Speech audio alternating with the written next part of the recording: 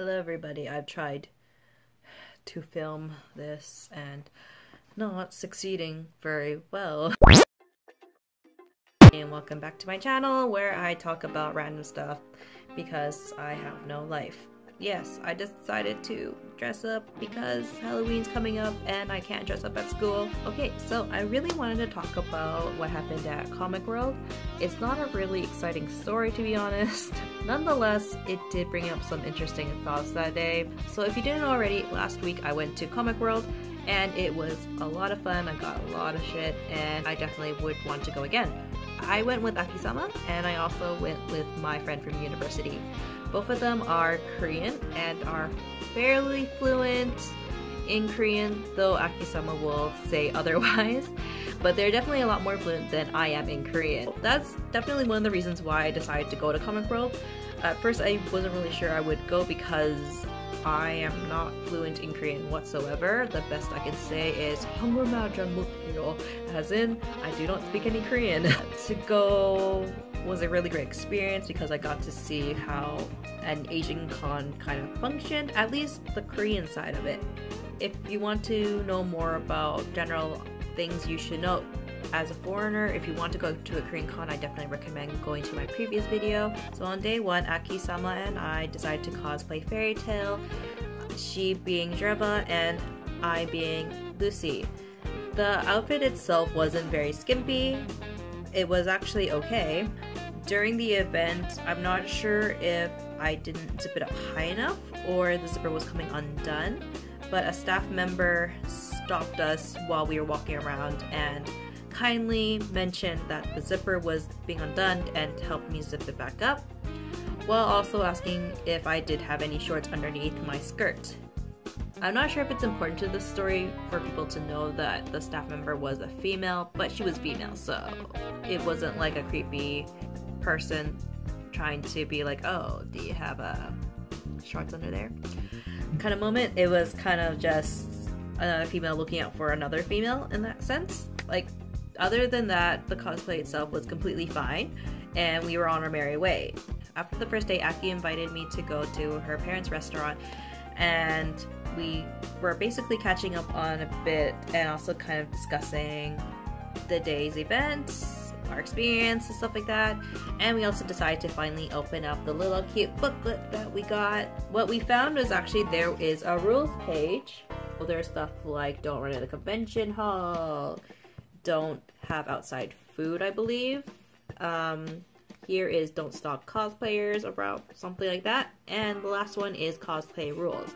So unfortunately for us, both me and Aki are not super fluent when it comes to reading Hangul. We didn't know the complete rules that were read on the booklet, kind of just the general ideas of what it was about, which in turn I should have probably asked my friend to read me all the rules, but I honestly did not and it slipped my mind.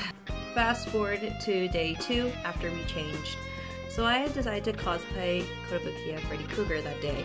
And if you don't know the outfit, it's basically a sweater with cutouts and also showing a bra basically. I decided to cosplay that because that was the most Halloween-y outfit that I had.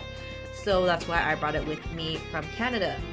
After I had changed, I did notice some people were kind of giving me weird looks.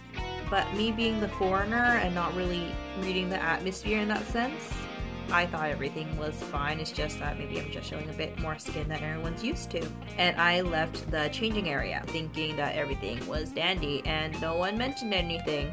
After I left the change room, I handed the ticket to the staff girl. She didn't say anything. Went to the makeup area and the guy didn't say anything. And I went to meet up with my friend who was still kind of fixing her wig and everything. After Aki joined us and we all finished our makeup and putting our own wigs and stuff like that, we decided to leave the makeup area. I was the last one to leave, so it was a bit of a shock when I got my wrist grabbed and someone a little bit startled and a little bit horrified. It's like, "Undi," kind of like, what are you wearing? Kind of type of thing. My friends unfortunately had walked up a little bit further ahead of me and I had to kind of like wave and drastically call them over, in which case she realized, oh crap, I just grabbed onto a foreigner. It's not the fact that I was a foreigner that she's like, oh shit. It was more like, this makes more sense why she didn't necessarily know all the rules. So what ended up happening was that she went over why my cosplay was not acceptable, and it was because it was showing too much cleavage and also way too much torso. So in that case, we were left with kind of some options. The first option being that I could change out. The second option is that I could pay, or rather buy, a tank top that Comic World does provide in cases such as these. Or alternatively, if I had a tank top that could cover all those problem areas, I wouldn't have to purchase anything. I would just need to change into that tank top while wearing the cosplay, and that would be completely fine. So luckily for me, I actually did have one that kind of matched my outfit, so I wore that with my cosplay. She budged me into the front of the line so I could change it to the tank top, and when I came out, Aki then got dinged. So for her cosplay, she was actually wearing Ellie. Some of Love Live's outfits can be a little bit scandalous, but the one that she particularly wore was actually fairly conservative. She's actually just showing like about this much skin, and that was where her torso was, and that was considered unacceptable. Oh, I actually had two tank tops, and I lent my second one to Aki, so she didn't really have to change out of her entire outfit or buy a new tank top to wear underneath it, and that was then approved. So I'm not upset that I had to change into a tank top in order to wear my cosplay. I completely understand why and the possibilities of why that was the reason.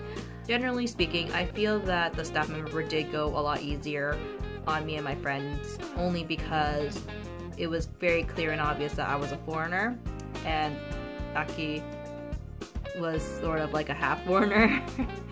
So we kind of got away with just her being a little bit more patient with the fact that we did not know the rules 100%. And I'm really appreciative of the staff member who really just took her time to explain the rules to us, even though we should have known prior.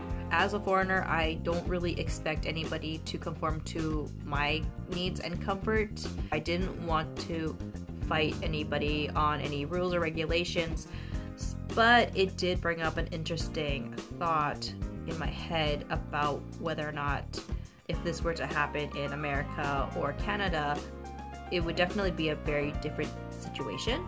Sexy cosplay is not a very new concept. I wouldn't say that all of Asia is very conservative. You do see cosplayers in Japan, I think China possibly, doing skimpy cosplays or sexy cosplays. It just so happens that Korea, or at least in Comic World, is not comfortable with that due to their own various reasons. If this were to happen in North America, what would the reactions be? Some people might view it as kind of body shamey or slut shamey. It could be seen as sexist because men can show their upper body, but I'm not sure if that's necessarily true for Comic World in particular. I'm not gonna go and say that, man, Comic World, it sucks because I couldn't wear one outfit, because that's ridiculous. The staff are genuinely very nice, and I had a very lovely experience at Comic World, which does make me want to return and go again. But yeah, that's just kind of my thought process at the moment. I'm just really appreciative to have friends like Aki and my university friend who were there and available to explain certain rules and regulations to me, even though I had already broken the rule. That's basically my story that I wanted to talk about. I'm sorry it's not really all that interesting. Thanks for watching, and I will try to make the next video very soon. Bye bye.